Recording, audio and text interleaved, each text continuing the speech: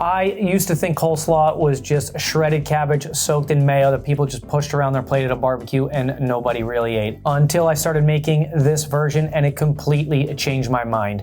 It's fresh, it's bright, and there is no mayo in sight. For the full ingredient list, check the description box below, but enough talking, let's get cooking. So the first thing we gotta do is we gotta shred our cabbage. We're gonna put 2 different types of cabbage in there. We're gonna start off with the green cabbage. First, I'm gonna take off a couple of these outside leaves that are just a little long and they won't shred really well. I'll still use them for stuff because I love cabbage. The more that I use cabbage and the more that I cook with it, the more that I like. This is not something that my mom cooked a lot, so I wasn't exposed to it until much later. And throughout my cooking career, I now appreciate this vegetable more so than ever, especially because groceries are really expensive. So let's start off with this just nice tight part of the cabbage. Now from here, I'm gonna cut off the bottom stem just so and get rid of it. That can sometimes get a little ratty, but I still cut enough of it that it's all intact. And now I'm gonna cut it in half. So it doesn't matter how you stand it up. I like to stand it up in a way that at least we're gonna get a little stability on the bottom, but the other side's fine too.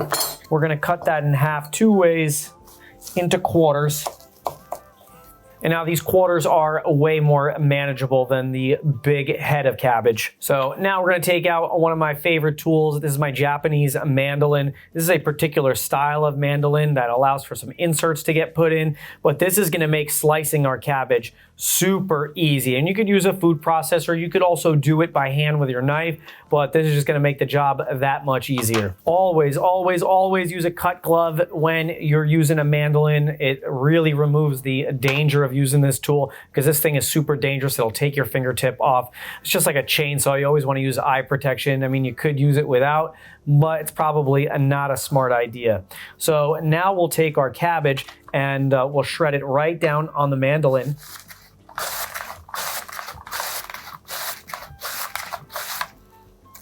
And you can do it in a variety of ways. As long as it's going through on the bottom, it's getting nice and shredded. And even with the cut glove, you should be extra careful towards the end, making sure that you're not running your finger right into the blade with a lot of force. And now, just like that, shredded cabbage. And what I like about it best is how evenly it is all shredded. It's all shredded very, very similarly. So if you're gonna do this with a knife, just make sure you're trying to make nice, thin, even cuts. And I'm gonna work right into my bowl. So everything that we cut and we prep up on our cutting board, we're just gonna throw right in the bowl. One of the best parts about making coleslaw is how easy it is to assemble. You cut up a bunch of stuff, you throw it in a bowl, you make a dressing, you throw it on top, you give it a mix, throw it in the fridge, and you're done. So now with the second one, let's do that by hand with our knife. So I'm gonna cut nice thin strips all the way down. So instead of using the mandolin, this is how you would do it. You can see that my knife is very, very sharp. So that's gonna really help me get nice thin cuts. And I'm just moving it around so I can get different size cuts. I think, you know, good coleslaw's got good variation in texture, but you can see everything's just as thin as we did with the mandolin. We just got a little break it up by hand. One of the things the mandolin does, it breaks it up really nicely by hand.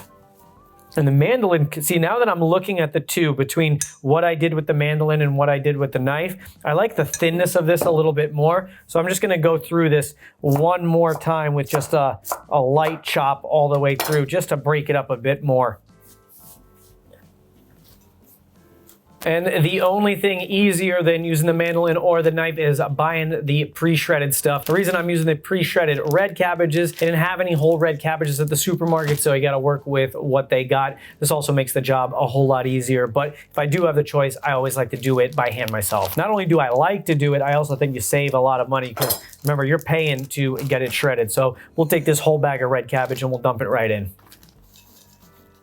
But when I do use the pre-shredded stuff, if I see any of these pieces that just look a little ratty, I'll probably pull those out. I feel like every time you use the pre-shredded stuff, you'll always get a couple of pieces that are questionable. But when you work with the fresh stuff, you're way less likely to get any of those pieces in there. So for our next ingredient, we're gonna shred down this carrot and we're going to use the mandolin again, except we're gonna add one of the insert blades. One of the great things about this mandolin is that you can add these little blades on the inside that allow for shredding vegetables just like this carrot. So I'm going to take the blade, I'm going to put this on the bottom. We'll give this a little bit of a tighten. And on goes the cut glove. And now we're going to take our carrot, and with nice pressure, we're going to shred the carrot into these little matchsticks using the Japanese mandolin. I mean, this work you could do by hand, but there's no way it'll get that even, and it would take you forever. In just a couple of strokes, we're able to take that carrot and break it down to these really nice, like thin matchsticks, which I think are a really nice texture for coleslaw or for any version of shredded carrot that you would use. Look how easy that was. The next thing we're going to put in is some of these scallions. I always like to put a little onion inside my coleslaw. Sometimes I use Vidalia onions, sometimes red onions. Today I'm feeling scallions. So how I like to do it is we'll cut off the ends and we'll just use the whites. We'll cut them nice and thin. And we'll continue with the greens, but we're going to separate the whites and the greens. So about here is where we got like white meets green. We're gonna take most of the whites, some of the greens, and we're gonna throw them inside of our bowl. And then we're gonna reserve the rest of the greens to sprinkle on top to really garnish this amazing coleslaw. So now we're gonna put an ingredient in that you don't see in coleslaw a lot, but I put it in mine all the time. And it really, really makes the dish and adds a lot of sweetness. This is gonna be some pineapple chunks. Pineapple in coleslaw is so good. Don't knock it till you try it, because this is an ingredient that I put in the coleslaw all the time. People love the coleslaw. They always wanna know what's in it. And when I tell them it's pineapple, they love it. So I'm gonna drain this can and dry out these pineapple chunks. So sometimes they have the pineapple tidbits. These are the pineapple chunks. I'm just gonna take these and cut each one down into 2 little pieces. I think these are a little bit big. Maybe if they had some better quality tidbits, I might use those, but cutting these down is gonna be really fast. We're just gonna split each one and just throw a bunch in there. You know, I think sweetness is one of the missing factors in a good coleslaw. You know, with the mayo, you sometimes get that hint of sweetness that mayo can bring, even though mayo isn't really thought of as a sweet ingredient. It's more of like a fat. But you add a little bit of pineapple and it really adds that flavor that coleslaw is missing. And when you try it, you will know that this is an essential ingredient in a good gourmet homemade coleslaw. And I don't want to overdo it with the pineapple. I think that's about enough. The rest of these I'll just snack on myself. And you can totally use a fresh pineapple. I just find that the canned stuff's always ready to go. I find that pineapples are just like avocados. You buy them, they're unripe, and it takes you a week to get to a ripe. So if you want to move fast, you work with the canned stuff and it's already perfectly ripe and sweet. So the last fresh ingredient that we're gonna put in there is gonna be some of this dill. Don't overdo it. Dill is super powerful, especially the fresh stuff. A little bit goes a long way. This is the ingredient that's gonna take this coleslaw, just like the pineapple, from regular to outstanding. People are gonna be asking you, who made the coleslaw? So we don't need much. I think that'll probably be enough. We'll just give it a light chop.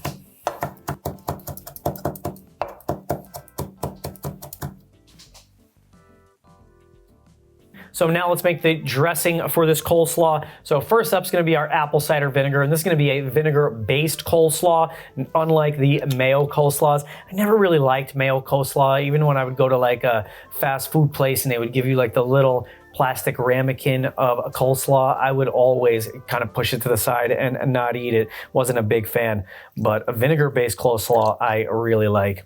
So let's take about maybe a 1/4 cup of this apple cider vinegar. Now we're gonna add a couple of teaspoons of honey. You can use maple syrup too, but I prefer honey for this because of the sweetness and the flavor that honey brings. Maple syrup is delicious too, but it's got more of a distinct flavor that I think just the honey is just a touch better. And we'll put just 2 spoonfuls of that in there. Now we're gonna add a little Dijon mustard. The Dijon mustard is gonna act as an emulsifier. It's also gonna create a nice creaminess to this dressing that's gonna allow it to cling to every little bit of the vegetables and the cabbage that we put inside the coleslaw. Now I'll put a couple of tablespoons of some olive oil. So now we're gonna add something that really makes a distinct coleslaw flavor, but very few people actually know what that is, and that's gonna be some celery seed. We don't need a lot, just a little bit, and we'll sprinkle that right in there, maybe quarter teaspoon, half a teaspoon. And now we're gonna bring this dressing home with a little fresh ground black pepper and a couple of pinches of some salt.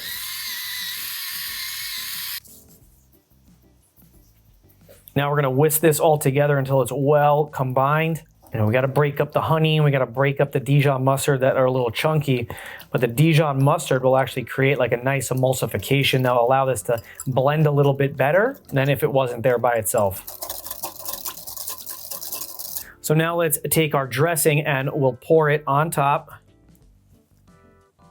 And now we'll give this a nice mix. I'll keep mixing it until all of the vegetables are well mixed and we got a nice coating of dressing on everything. And all I'll do is I'll just keep pulling from the bottom and keep spinning the bowl as I mix it. Now look at the amazing colors in this coleslaw. And once it starts to get really nice and mixed and a little uniform, I mean the colors is just such a vibrant rainbow. You got the red cabbage, the little yellow from the pineapple, the orange from the carrots, that green from the cabbage, the different green from the scallions. And you can see that we made a decent amount of coleslaw because it's usually made for like picnics, barbecues, so you want a lot so a lot of people can have it. But I'll tell you this, every time I make this amount of coleslaw, I think we're never gonna eat it, but once people get to this thing, they plow right through it and there's rarely any left. So we could keep it inside this bowl, but let's transfer it to a nicer presentation serving bowl.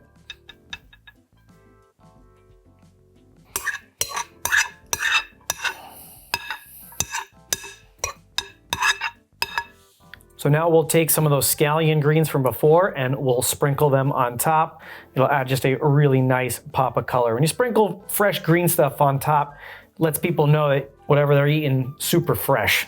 And now to really fancy this up, we'll take just a little bit of the end leaves. All I did was just take one of the leaves of dill and I'll just place those gently around. And I'm really just grabbing basically just one leaf off the dill. There's already dill inside, but doing this adds a really nice touch.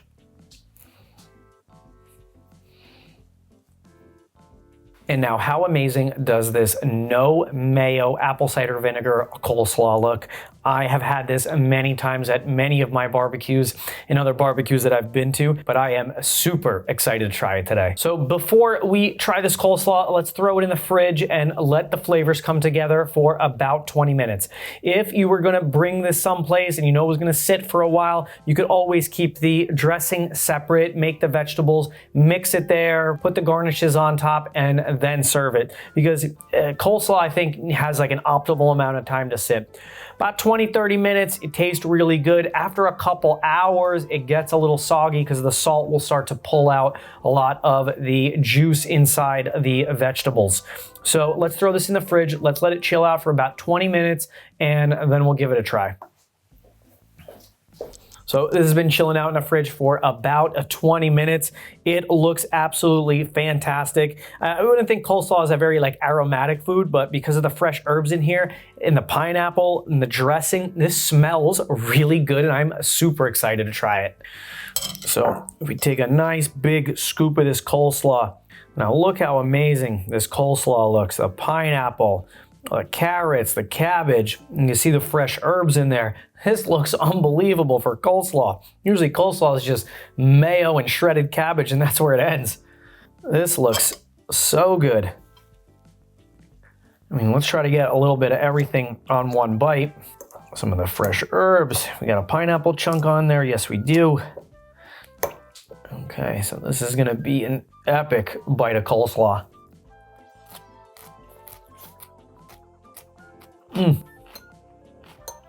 That is so crunchy So fresh, so delicious. I loved everything about it. The crispness from the carrots and the cabbage, the sweetness from the pineapple, the fresh dill. This is fantastic coleslaw. And if you're looking for a lighter, no mayo version of coleslaw, this is it. You can make this for barbecue. You can make this for meal prep. I would just keep the dressing separate and probably dress it as you go. But this is so fantastic and so good. I can eat this next to any protein. Even if you're just trying to figure out how to get more vegetables in your diet, this is it. If you're into lighter versions of delicious food, check out my 5 tips on how to make a low-cal but delicious cheeseburger. I'll see you there. Thanks.